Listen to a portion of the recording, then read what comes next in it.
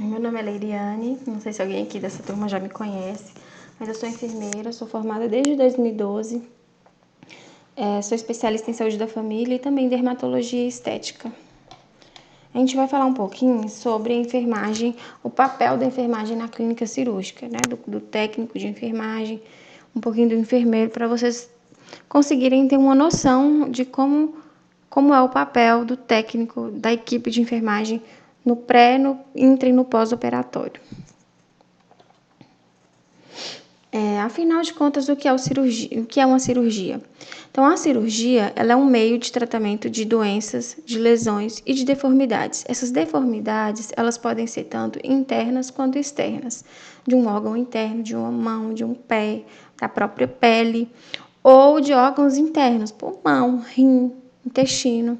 São técnicas que necessitam de instrumentais cirúrgicos, não são instrumentos próprios, pinças, afastadores, bisturis, e são feitas por cirurgiões que fizeram uma residência em cirurgia, e esses cirurgiões eles precisam ter habilidade manual para a realização de cirurgias, né? Então, a pessoa faz medicina, depois faz uma residência, uma especialização para ser cirurgião. As cirurgias, elas existem para vários benefícios, com vários objetivos. Um deles é obter tecidos para exames, por exemplo, durante uma biópsia. Então, a gente faz uma sutura, tira um pedaço do tecido e esse tecido ele é enviado para análise. A gente consegue também, através de cirurgias, estabelecer diagnósticos. Exemplo, a pessoa tem uma distensão abdominal, com dor abdominal, que não consegue ser identificada através de exames de imagem. Então, faz ultrassom, faz endoscopia, faz tudo e não consegue visualizar. Aí os cirurgiões optam por fazer uma laparotomia exploradora. Abre a cavidade abdominal da pessoa e ele investiga, né, faz uma exploração para investigar o problema que está acontecendo. Cirurgias também curam doenças. Se a pessoa tem uma apendicite, que é uma inflamação da apêndice, ela faz uma cirurgia para retirar o apêndice e está curada. Assim como tumor, miomas, cistos. Também as cirurgias restauram estruturas danificadas. Uma pessoa que perdeu a mama, por exemplo, para um câncer. A gente tem uma mamoplastia que faz a reconstrução, restaura aquela estrutura, restaura a mama. A pessoa que tem perda da face, então a gente faz uma cirurgia plástica para restaurar a estrutura da face. Aqui nessa foto a gente tem uma cirurgia de catarata. Então a gente vai curar a catarata, vai fazer a raspagem, né? Retirar aquele extrato que está tampando o extrato córneo da pessoa, que está obstruindo a visão, e a pessoa está curada da catarata. A gente vai falar um pouquinho de como era aqui as cirurgias antigamente. Então, no século XVIII, a medicina interna ela foi muito mais valorizada no meio acadêmico e não tinha cirurgia no currículo. Os procedimentos eles eram muito limitados, faziam poucos procedimentos que eram indispensáveis, por exemplo, amputações, retirar um abscesso, porque não tinha anestesia, porque não tinha sedativo, porque não tinha antissépticos. Então, o risco de infecção, um risco de hemorragia era muito grande. Então, os médicos, eles evitavam de fazer cirurgias em regiões abdominais, que eram cirurgias extensas, né, que poderia sangrar muito, com grandes artérias. Sistema nervoso central, porque não tinha anestesia, não tinha nada para evitar a infecção, então era muito perigoso. Nessa primeira imagem aqui de cima, a gente tem um médico fazendo uma cirurgia na cavidade, provavelmente cavidade oral, vários outros observando. Observem que ninguém usa luva, máscara, gorro, nenhum EPI. Aqui tem um senhor segurando a cabeça da pessoa, porque era na raça, não tinha sedativo. A pessoa está aqui amarrada, presa. Então, era assim que eram feitas as cirurgias antigamente. Aqui nessa segunda imagem, a gente tem provavelmente um cadáver, né, sendo estudado. A anatomia dele aí por cirurgiões eram como eles aprendiam as estruturas anatômicas humanas. Os principais desafios eram a dor, a hemorragia e a infecção. Cirurgiões, eles tinham medo de operar seus doentes, porque para uma pessoa ir para uma mesa de cirurgia, um doente na mesa de cirurgia, eles estavam praticamente fadados a morrer. Eles morriam muito de infecção, morriam muito de hemorragia, porque não tinha jeito. Vocês observem aqui, ó, não tem nada de como a gente prevenir uma infecção aqui. Eles nem banho tomavam, eles saíam na rua com a roupa tudo suja de sangue, porque na verdade ali era um troféu que eles seguravam, né? Então, lavavam as mãos somente após os procedimentos cirúrgicos, então muita gente morria com infecção. Para realizar cirurgias, eles não passavam por uma academia, como eu já tinha dito, eles eram chamados cirurgiões barbeiros. A partir do século XX, que a cirurgia tornou-se especialidade, aumentou a chance de sobrevida do paciente. Observe nessa primeira imagem a pessoa gritando de dor. Isso aqui, esse garrote, um torniquete que era utilizado para prevenir hemorragias. Provavelmente essa cirurgia é uma amputação, né, do membro. Então prendiam aqui para diminuir a passagem de sangue, né, e prevenir hemorragias. Nenhum EPI, a pessoa urrando de dor. Aqui eram como os cirurgiões, os médicos aprendiam a fazer cirurgia, então tinha um cirurgião barbeiro que fazia a cirurgia aqui e os outros observavam. Todo mundo segurando a cabeça para que ele não movimentasse. Prepare-se para cenas fortes, que apesar de serem ilustrações, nos causam um certo desconforto. Será que antes cirurgia era um verdadeiro show de horror? Porque para mim era. Tinha um palco no centro, vários telespectadores, um verdadeiro show de horrores. Nessa primeira imagem, a gente tem uma cirurgia na língua, uma retirada de tumor. Aí vocês imaginam, morder a língua é super doloroso. Imagina fazer uma cirurgia sem anestesia na língua. Então era muito doloroso. Uma amputação de parte do pé. Essas cirurgias, elas precisavam ser feitas muito rápidas, tanto por conta da dor da pessoa, tanto por conta do risco de hemorragia. Então tinha que fazer rapidão e já estancar ali, tentar prevenir hemorragias. Aqui uma cirurgia em cavidade oral, reconstrução de mandíbula. Observem, imaginem a dor dessa pessoa, a pessoa está acordada, né? Então era muito complicado passar por uma cirurgia naquela época. Então, passamos dos fatores históricos, graças a Deus que a medicina evoluiu muito, que hoje temos cirurgias e que as cirurgias salvam muitas vidas, né? Hoje em dia, intercorrências cirúrgicas são mínimas, porque existem vários mecanismos de prevenção. Então, hoje, cirurgias salvam vidas. Existem algumas terminologias que a gente usa em cirurgia. Essas terminologias, elas são compostas por prefixos e sufixos. Eles vêm do grego e do latim. Os prefixos, eles vão indicar as partes do corpo. E os sufixos vão indicar o ato operatório. Exemplo, gastrectomia. Gastro significa estômago e ectomia significa retirada. Então, a gente tem uma retirada do estômago. Apendicectomia. Apêndice é o apêndice, ectomia é a retirada. Então, a gente tem uma retirada de apêndice. Mastectomia. Tudo que tem maste está relacionado à mama e ectomia é a retirada. Então, mastectomia é uma retirada da mama. Os órgãos pares, eles podem ser retirados apenas um se o outro estiver bom. A pessoa faz a cirurgia de rim, tira apenas um rim. E as retiradas podem ser total ou parcial. Uma histerectomia, que é retirada do aparelho reprodutor feminino. Pode ser uma histerectomia total, retirar todo o aparelho, ou uma histerectomia parcial. Às vezes se deixa o ovário, deixa o colo, tira apenas o útero. Aqui tem uma tabelinha que eu deixei para vocês com os prefixos e os sufixos.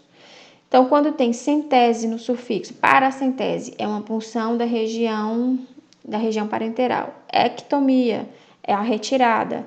Pexia, fixação. Então, a mulher faz uma mastopexia.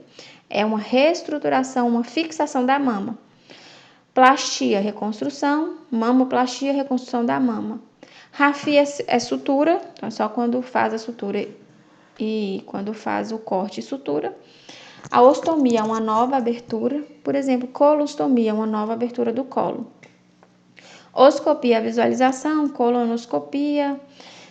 Dese é a fusão no sentido de juntar. E aqui a gente tem todos os prefixos. Adeno é glândula, artro, articulação, mio é músculo, nefro, rim. E aí vocês vão olhando cada uma para saber identificar. A enfermagem, então, ela abre mão do processo de cuidado para manter a saúde do paciente. Então, o processo de cuidado, ele é um conjunto de ações, um conjunto de comportamentos que a gente adota para favorecer, para manter ou para melhorar, quando possível, o processo de viver e de morrer do paciente. Então, a gente favorece um conforto, a gente mantém a saúde, a gente melhora quando é possível através dos cuidados, através da administração de medicamentos. Então, a gente vai proporcionar ao paciente a necessidade que ele apresenta, tanto física, quanto emocional, quanto espiritual. Então, esse é o objetivo do processo de cuidado. O processo de enfermagem, geralmente, ele é realizado pelo enfermeiro e ele é implementado pelos técnicos de enfermagem. Eu acho que vocês já devem ter visto sobre o processo de enfermagem. E a gente tem aí as etapas, que é a coleta de dados. Através da coleta de dados, a gente consegue traçar um diagnóstico. Tendo o diagnóstico, vendo as necessidades da pessoa, a gente consegue planejar cuidados. Aí os técnicos vêm e implementam a assistência e depois a gente, em equipe, avalia se essa assistência ela está sendo efetiva ou não. Então, o simples cuidado, ele passou a ser um planejamento, ele passou a ser produção e propagação da ciência, do conhecimento, do saber. A gente possibilita a gente administrar e fiscalizar a assistência. Então, o processo de enfermagem como metodologia utilizada para planejamento e implementação é também aplicado ao paciente no período perioperatório. E ela é conhecida como SAEP, Sistematização da Assistência de Enfermagem Perioperatória.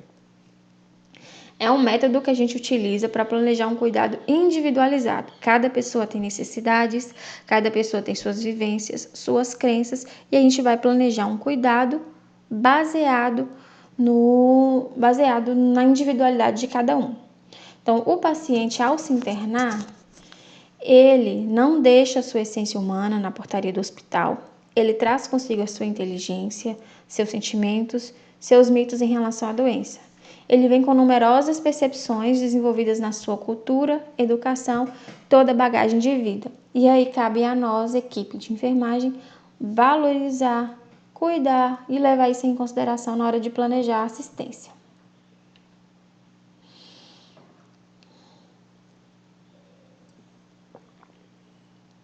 A gente precisa preparar o paciente.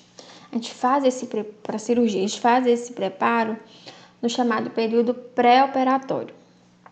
O período pré-operatório, ele é dividido em duas etapas. O primeiro é o pré-operatório mediato e depois o pré-operatório imediato. O que é o pré-operatório mediato? Ele compreende o período que vai desde a internação do paciente até 24 horas antes da cirurgia. Qual o objetivo? Preparar o paciente de forma psicológica e fisicamente para o ato cirúrgico. A gente vai estabilizar as condições que podem interferir na recuperação. A pessoa está com a pressão alta, a gente vai estabilizar. A pessoa está com a glicemia alta, a gente vai estabilizar. A pessoa está ansiosa, a gente vai estabilizar. Tudo nesse período antes de 24 horas da cirurgia. E o pré-operatório imediato, ela é aquela assistência que a gente presta ao paciente imediatamente antes da cirurgia, algumas horas, e ele só vai terminar com o início da cirurgia. É o imediato, então é imediatamente antes da cirurgia. O pré-operatório, ele pode acontecer num consultório médico. Então, às vezes, a pessoa, ela não está internada muitos dias, 2, 3 dias. Então, o preparo do paciente começa lá no consultório médico, o médico faz as prescrições, o médico faz as orientações. E essa pessoa ela vai dar continuidade a esses cuidados em sua residência. Quando ela é internada, a gente faz esse preparo na internação. A gente faz o preparo do paciente na noite anterior à cirurgia, institui jejum, medicação. E também pode ser feito o preparo na admissão, caso ele só entre para fazer a cirurgia, só interne para fazer a cirurgia no dia da cirurgia. Então, pré-operatório é um conjunto de medidas que a gente vai manter o estado fisiológico mais próximo do ideal do paciente, de modo que ele suporte com o mínimo de morbidade, com o mínimo de problemas, as agressões físicas, metabólicas, que são impostas ao trauma operatório. Durante uma cirurgia, a gente tem um estresse muito grande. A gente tem sangramento, a gente tem anestesia, a gente tem rebaixamento de consciência. Então, isso influencia em toda a máquina que é o corpo humano. A gente vai também diminuir os riscos pré-operatórios e vamos evitar complicações no pós. Se esse cuidado de enfermagem no pré-operatório for feito de forma eficiente, de forma segura, consciente.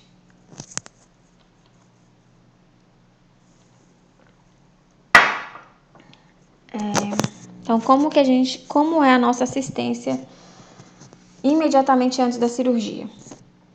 A gente precisa checar o jejum do paciente, suspender toda a medicação via oral, verificar se a pessoa tomou banho. Então, a pessoa tem que tomar um banho, às vezes com clorexidina, que é um antisséptico para evitar infecção.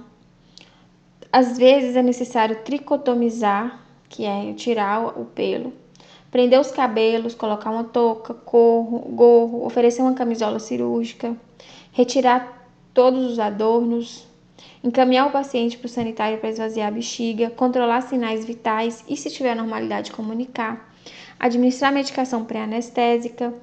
O paciente ele tem que permanecer sob observação, deitado, após receber a medicação pré-anestésica. Qualquer anormalidade ela tem que ser comunicada e anotada. Anotar todos os cuidados que foram prestados a esse paciente, anexar todos os exames ao prontuário, porque existem certas cirurgias que precisam de exames específicos, e encaminhar o paciente ao centro cirúrgico. Então, vamos agora falar de cada um. A ação orientadora. A ação orientadora orientar como vai ser o procedimento, qual vai ser, quais são os cuidados que a equipe de enfermagem vai prestar a esse paciente. Ele possui efeitos positivos na recuperação do paciente. Melhora a função respiratória, melhora a capacidade funcional e física, a pessoa vai saber como agir, vai poder ajudar a equipe. Então, dá uma sensação de bem-estar, né? Dá mais segurança para o paciente durante sua internação. Espiritualidade e psicologia. Olha, na hora que o paciente ele é internado, ele vai com uma bagagem religiosa, uma bagagem psicológica que a gente tem que não suprir porque a gente não consegue, mas a gente tem que entender e tentar ajudar esse paciente e sanar aquelas ameaças às suas necessidades básicas, físicas, emocionais e espirituais. O jejum. O jejum ele é solicitado como exigência para grande parte das cirurgias. Vai depender do tipo de anestesia, do procedimento, mas a maioria pede jejum. O período geralmente é de 8 a 10 horas. Quando o paciente se encontra internado no dia anterior, geralmente no leito do paciente vai lá e coloca-se uma plaquinha de jejum. Se não, ele é orientado em consultório para fazer o jejum um dia antes. Se a cirurgia está marcada para o período vespertino e se não houver envolvimento de segmentos trato-digestivos, não for uma cirurgia abdominal, intestinal, aí a pessoa pode até não precisar do jejum. Ou então ficar um jejum de menos horas. O jejum ele é necessário porque se o estômago estiver cheio, a gente pode ter uma broncoaspiração. A pessoa pode vomitar, né, ter o reflexo de vômito. E aí broncoaspirar esse conteúdo gástrico. E esse conteúdo gástrico no pulmão vai causar uma pneumonia. Então, não é interessante, por isso que a gente pede jejum. 4. Sinais vitais. Os sinais vitais, eles revelam o estado funcional dos órgãos. Então, se uma pessoa ela tem sinais vitais, tem temperatura ok, frequência respiratória está boa, a dor dela está controlada, frequência cardíaca está dentro dos parâmetros, a pressão arterial está 12/8, então aquela pessoa está muito assim, né? Ela está dentro dos parâmetros para se fazer uma cirurgia. Porque se ela tiver com febre, ela não vai fazer cirurgia. Se ela tiver com uma pressão muito alta, provavelmente a cirurgia dela vai ser adiada, o que é mais um motivo para a gente controlar lá aquela ansiedade dela que pode influenciar em tudo isso aí. Então, os sinais vitais, eles precisam ser checados e registrados no prontuário, com o horário de verificação, na admissão do paciente e os intervalos conforme a indicação. Tem paciente que você vai olhar de 12 em 12, 8 em 8, 4 em 4, vai depender do quadro clínico daquele paciente. O profissional de enfermagem, ao exercer esse cuidado, ele deve visar a correta realização, então tem que usar as técnicas corretas, olhar a frequência respiratória no tempo correto, que a gente vai conseguir reduzir riscos a esse paciente. Os sinais vitais, eles são influenciados pela idade, pelo gênero, por exercício físico, emoções, dor, estresse, ambiente, uso de drogas. Então, tem que considerar isso aí na hora de avaliar. O estresse, né, também pode provocar uma alteração de sinais vitais. Quando a gente percebe diferenças acentuadas nesses sinais, a gente precisa comunicar à equipe médica para ver se ele vai continuar com a cirurgia, se vai implementar mais alguma medida de controle, se vai suspender.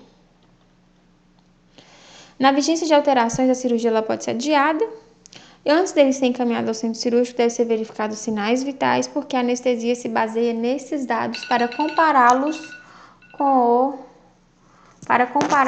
os verificados durante a cirurgia. Então, vai servir de parâmetro, né, para as próximas medidas. O pré-anestésico. Os pré-anestésicos são medicações prescritas, o médico faz a prescrição, e aí elas vão conferir maior conforto para esse paciente, vão facilitar os procedimentos no ato anestésico, reduzir a ansiedade, facilitar a indusão da anestesia e diminuir secreções da faringe para evitar broncoaspiração. Normalmente são administradas 1 a 2 horas antes das cirurgias. E os que são mais utilizados são anticolinérgicos, tranquilizantes e hipnoanalgésicos, que vai fazer um rebaixamento da consciência. Sedativos, tranquilizantes, analgésicos, narcóticos, anticolinérgicos.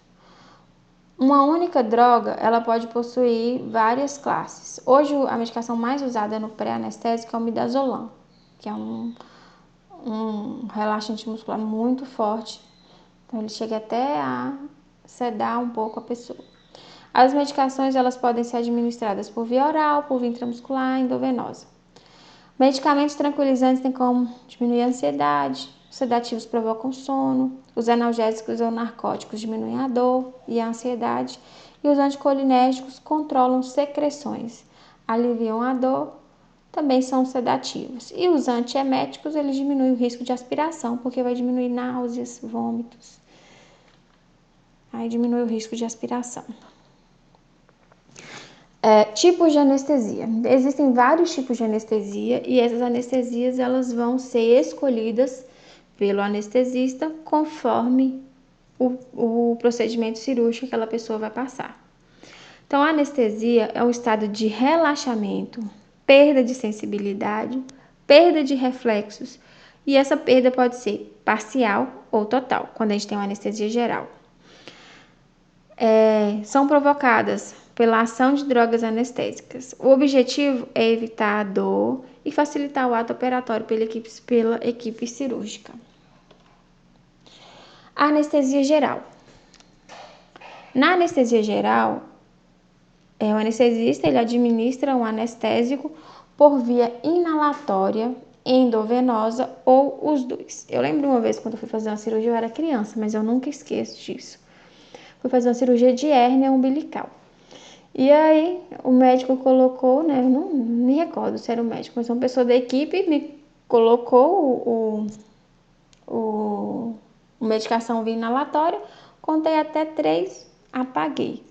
Então, são muito eficientes, muito eficazes e pode ser feito tanto inalatório quanto endovenoso.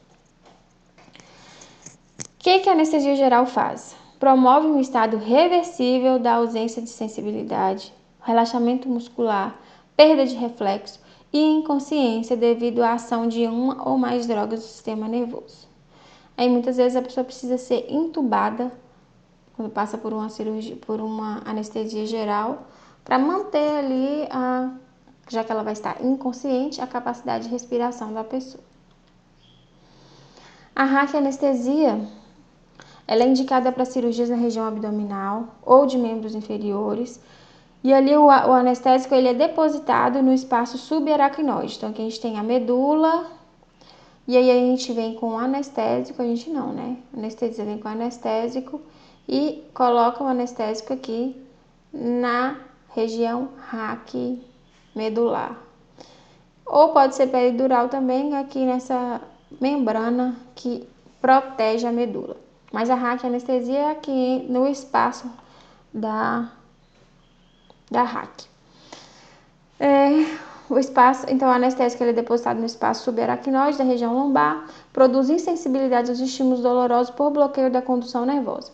Então, a condução nervosa que vinha aqui, ela é parada, então a pessoa ela não sente dor nos membros a partir de quando, né, de onde é feita a cirurgia, a anestesia. Aqui a gente tem uma pessoa passando pelo procedimento, vem na região lombar, faz a punção, e aí temos raquianestesia. Anestesia local. A anestesia local são realizadas mais para pequenas cirurgias.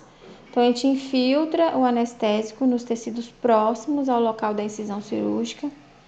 Utilizam-se anestésicos associados com adrenalina, porque a adrenalina causa uma vasoconstrição, então melhora ali o sangramento. E também temos anestesia tópica, que ela é indicada para alívio da dor na pele lesada por feridas, úlceras, traumatismos, muito usada em mucosas, porque a mucosa responde bem à anestesia tópica. Pode ser utilizada em pomadas e sprays, às vezes líquidos. Então, depois do pré-anestésico, a gente tem os cuidados com a pele. A parte de cuidados com a pele, na minha opinião, é muito importante. Porque se a pele estiver colonizada com micro-organismos patógenos, a gente tem ali uma infecção de sítio cirúrgico que não é bom. Então, os objetivos dos cuidados com a pele é tornar essa pele o mais livre possível de micro-organismos. Com isso, a gente reduz o risco de infecção da ferida cirúrgica. Como que a gente faz isso? Banho de banheira ou de chuveiro. Chuveiro é melhor porque é água corrente. Ou uma esfregação do local da incisão com solução desgermante, antisséptica, seguida da remoção de pelos para a cirurgia. Essa remoção de pelos ela é controvérsia. Então, a remoção de pelos, que é chamada de tricotomia, hoje ela é controversa. Não é todo cirurgião que pede para fazer tricotomia, porque em estudos que comprovam que a tricotomia aumentou o risco de infecção. E se for realizada, ela tem que ser realizada imediatamente antes da cirurgia. Ele aumenta o potencial de infecção do sítio cirúrgico. Por esse motivo, quando realizada, deve ser feito o mais próximo possível da cirurgia. E ela seja realizada apenas quando os pelos interferirem no processo operatório. A tricotomia ela tem que ser feita no sentido do pelo, não pode ser feito contra o pelo. De preferência com esse tricotomizador, porque ele vai lesionar menos a pele. Outro cuidado importante é com a vestimenta do paciente. O paciente não vai com a roupa dele para o bloco, para o centro cirúrgico, ele vai com a camisola cirúrgica. A gente vai pedir para ele retirar todas as suas roupas, colocar a camisola. Essa camisola é aberta atrás e ela é amarrada para facilitar, né, o manuseio do paciente. É utilizada em todas as cirurgias. A indução ela facilita na hora da indução da anestesia, porque é aberta atrás, facilita a retirada se for preciso. Alguns pacientes se sentem constrangidos, principalmente do sexo masculino, né? Por conta dessa camisola aí. Outro ato que é muito importante é o preparo gastrointestinal. Então, determinadas cirurgias, elas precisam de um preparo intestinal, gastrointestinal. Às vezes precisa de uma passagem de uma sonda nasogástrica. Olha aqui, nessa primeira imagem a gente tem uma sonda nasogástrica, ela é introduzida pela narina e vai até a região gástrica, até o estômago. Então ela vai tanto para alimentar quanto para drenar possíveis secreções. Então é muito utilizada. Além da sonda nasogástrica, a gente pode também ser prescrito necessário esvaziamento intestinal. Então é muito utilizado o Clisté. Existem vários tipos de Clisté, tem pode ser feito com pera, aquelas perinhas que a gente usa para aspirar a narina do RN, pode ser feito também com ela. Existe esse equipamentozinho aqui, esse circuito, que também pode ser utilizado. Então, é introduzido na região anal e a gente introduz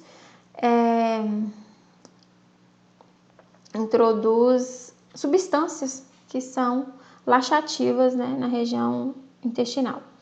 Geralmente faz uso de Clisté, ou faz a limpeza mecânica do colo, com sondas, utiliza soluções. Também às vezes é indicado laxante para o paciente fazer o pré-operatório em casa. Além do intestino e do estômago, a gente tem que também estar atenta à diurese. Em caso de cirurgias grande porte, geralmente é utilizada uma sondagem vesical. Aí aqui a gente tem imagem de uma sondagem vesical. Uma sonda de Foley, ela é introduzida pela uretra até a bexiga. Temos aqui um balonete. Esse balonete ele é utilizado para a sonda não sair do local, né, para ela ficar fixada no local. E aí a gente consegue drenar a urina através desse orifício para uma bolsa coletora. A gente precisa monitorar fluxo urinário. Se a pessoa não está fazendo xixi, alguma coisa está errada. Prevenir, então, a gente faz a sondagem vesical para monitorar o fluxo urinário. A gente faz a sondagem para prevenir o trauma de bexiga. Se a bexiga estiver cheia, a chance de traumatizar na hora da rafia, né, na hora do corte é muito grande, na hora da sutura. Também vai favorecer, a bexiga estando vazia, favorece a abordagem a outros órgãos que estão ali próximos a ela. É função da equipe de enfermagem, antes de encaminhar o paciente ao centro cirúrgico, orientar e esvaziar a bexiga. Então, antes de ir para o centro, esvaziar a bexiga, para prevenir essa distensão vesical durante o cuidado, também para evitar que ele sinta vontade de fazer xixi durante o procedimento. Controle nutricional. O peso é de grande importância no processo cirúrgico. Por quê? A gente vai conseguir monitorar as tendências futuras de aumento de peso, a gente calcula o índice de massa corpórea e também as dosagens de anestésico vão ser baseadas muitas vezes no peso do paciente e também se tiver uma intercorrência, uma urgência, emergência, através do peso o médico calcula a dose necessária. A frequência da mensuração, ela vai estar ligada, condicionada ao exame físico, na admissão do paciente e algumas vezes, quando necessário, durante a internação. Próteses e dentaduras, elas têm que ser retiradas, todas. Elas podem se perder com facilidade, podem se danificar, podem também parar onde não deve. Então, elas têm que ser tiradas. As próteses dentárias, elas precisam ser removidas, porque podem engolir, mesmo que a cirurgia na perna. Mas tem que tirar a prótese dentária, se precisar entubar ali o paciente com a prótese não vai. Então, prótese auditiva, prótese dentária, prótese de membros, lentes de contato, óculos, todos são retirados antes da cirurgia. Assim como adornos, maquiagens e esmalte de unha. Para controlar a infecção, evitar a perda, queimadura por causa do bisturi elétrico, para não garrotear o dedo. Às vezes a pessoa edemacia e a aliança garroteia o dedo, a pessoa pode até perder o dedo. Como rotina na maioria das instituições, as joias elas já são retiradas assim que as pessoas são admitidas no hospital. Esmalte. O esmalte escuro, ele pode esconder cianose de extremidade. Às vezes a pessoa está com o dedo roxo e o esmalte escuro impede a gente observar. E também de avaliar a oximetria. O esmalte escuro, ele interfere. Então, não é indicado fazer uma cirurgia com esmalte escuro. O transporte. O transporte desse paciente ele vai ser feito em maca, uma maca confortável, com segurança. Essa maca tem que ter grades laterais para esse paciente não cair, não acontecer um acidente. Geralmente a cabeceira tem que estar elevada. Ele é feito pela equipe de enfermagem, pelos técnicos de enfermagem, e só vai ser feito esse transporte quando o centro cirúrgico solicitar. Então a gente está lá na clínica cirúrgica, porque assim, existe uma divisão. Tem a clínica cirúrgica, onde o paciente faz o pré e pós-operatório, e tem o centro cirúrgico. Então, a equipe do centro liga para a clínica cirúrgica e fala: paciente fulano de tal, Dona Maria de Jesus, vai ser a cirurgia agora. Aí a equipe de enfermagem coloca o paciente na maca e leva esse paciente em segurança para o centro cirúrgico, já tomado banho, já sem adorno, já tudo preparadinho. Conferido o jejum, conferido exames, conferido o estado geral desse paciente, olhado sinais vitais, registrado tudo, tá? E aí ele é acompanhado até a entrada do centro cirúrgico, também manter a privacidade da pessoa, cobrir com lençol. Se a maca tiver dispor de cinto de segurança, coloquem também, porque todo cuidado é pouco. Para a primeira aula, foi isso que a gente tem. São os cuidados perioperatórios, pré-operatórios, imediatos. Agora eu fiz, né, uma atividade que vai ser disponibilizada lá na plataforma e a gente se encontra no fórum. Aproveitem, estudem bastante, porque, na minha opinião, é uma parte maravilhosa da ciência de enfermagem, super interessante e importante, porque nós somos muito importantes no sucesso dessa cirurgia. Respeitem o processo da pessoa, as crenças, os medos, tentem acalmar ele. E a parte técnica também, façam com muito cuidado, com muita atenção, para que a gente possa ter sucesso e saber que esse sucesso foi em grande parte por nossa contribuição. Até a próxima aula e até o fórum no sábado.